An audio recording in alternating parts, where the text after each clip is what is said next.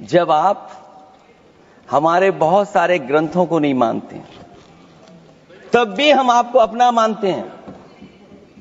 आप हमारे पुराणों को नहीं मानते हैं, आप हमारे उपनिषदों को नहीं मानते हैं, लेकिन सोचिए, हम हिंदू वो लोग हैं जो आपको स्वीकार करते हैं और गले लगा करके चलते हैं।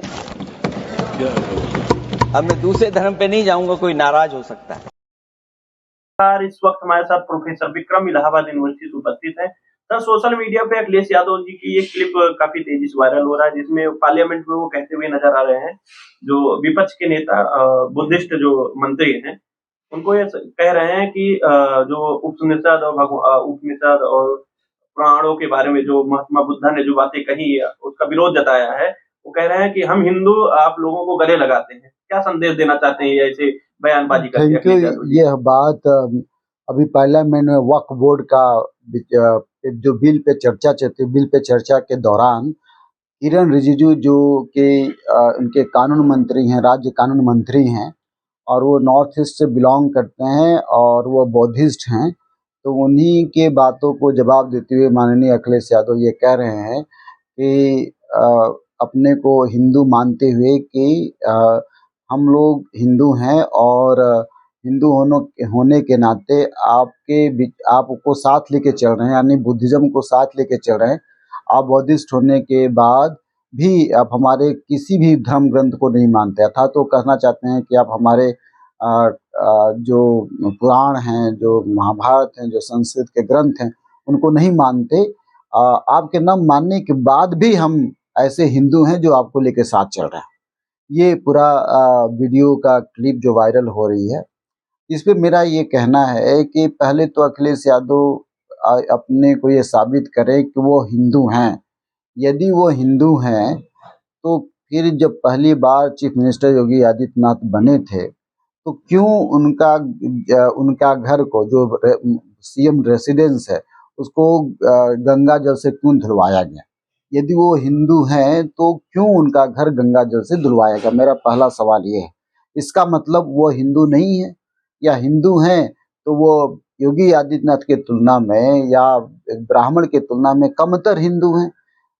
ये अपने आप को यादव कहती है, इसका मतलब है कि जो मुख्यमंत्री हैं वो ठाकुर बिरादरी से हैं, ये यादव बिरादरी, यानी ठाकुर से यादव बहुत छोटा होता है, फिर भी अपने आप को ये हिंदू मान रहे हैं।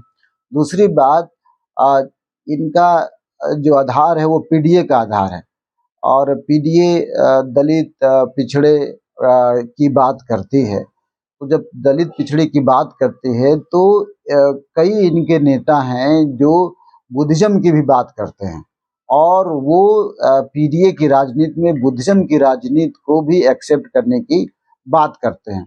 यदि एक्सेप्ट करने की बात करते हैं तो किरण रिजिजू के माध्यम से बौद्ध धर्म का अपमान हुआ। और जब ये कहते हैं कि आपके तमाम ग्रंथों को हम साथ लेके चलते हैं, लेकिन आप हमारे ग्रंथों को साथ लेके नहीं चलते, तो इस तरह से ये जताने की कोशिश करके हिंदू जो तुष्टीकरण की नीति है या हिंदुओं को आपस में लेने की बात है, उस राजनीति की बात कर रहे हैं। मैं इसलिए कह रहा हूँ कि देखिए, जनेश्वर मिश्रा जी पंडित थे, ब्राह्मण बिरादरी से थे, उन्हीं के नाम पे बहन जी द्वारा बनाया गया पार्क में जनेश्वर मिश्रा पार्क बना। इनके बड़े बड़े जो नेता थे वो ब्राह्मण समाज के हैं, और इनका ये भी मानना है कि बहुत से वोटर इनके ब्राह्मण समाज के हैं। तो ब्राह्मण समाज को इज्जत देने के लिए भरी महफिल में, भरी पार्लियामेंट में ये अपने आप को हिंदू कह रहे हैं। तो मुझे इस बात का दुख है कि वो जब ये हिंदू कह रहे हैं तो उनको ये सोचना चाहिए कि वो अपने आप को अखिलेश यादव लिखते हैं।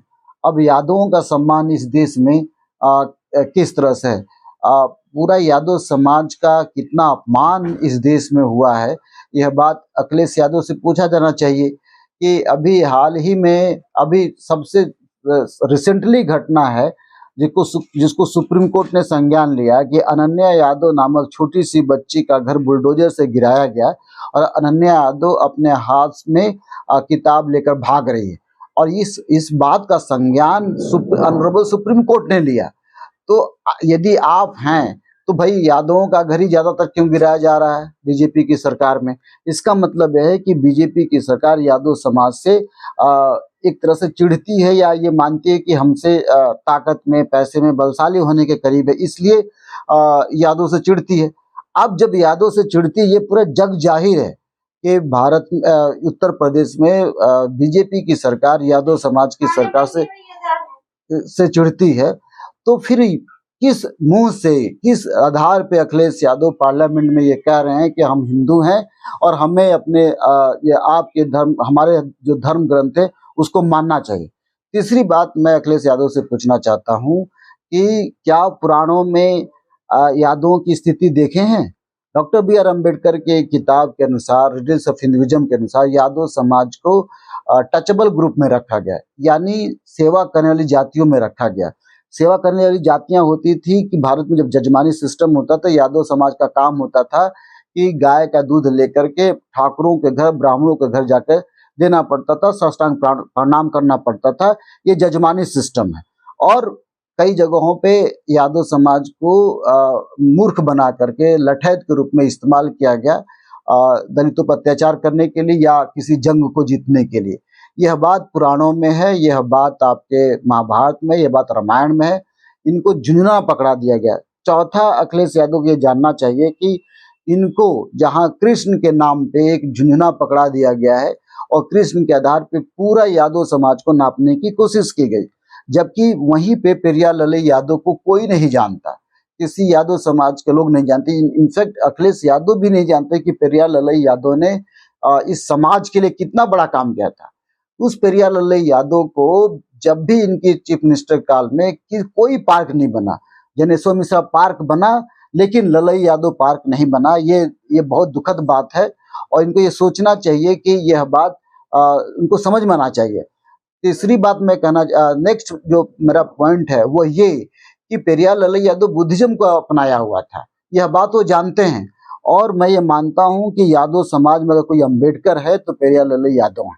और केवल इतना ही नहीं, पेरियार शब्द भी ईबी रामास्वामी के नाम पे पड़ा, और ईबी रामास्वामी दक्षिण भारत के थे और भारत में जब आए तो उनको ये जानना चाहिए कि रामायण के ऊपर इन्होंने हाई कोर्ट में केस फाइल किया और बाद में सुप्रीम कोर्ट ने फाइल। दोनों ही जगहों पे पेरियार ललई यादव को विजय मिली और विजय प्राप्त हुआ और सुप्रीम कोर्ट में साबित कर दिया कि तथाकथित राम एक काल्पनिक पात्र हैं। यह बात पेरियार ललई यादव के वजह से बन पड़ी। इसके आधार पे भी अखिलेश यादव को जानना चाहिए था कि पेरियार ललई यादव क्या।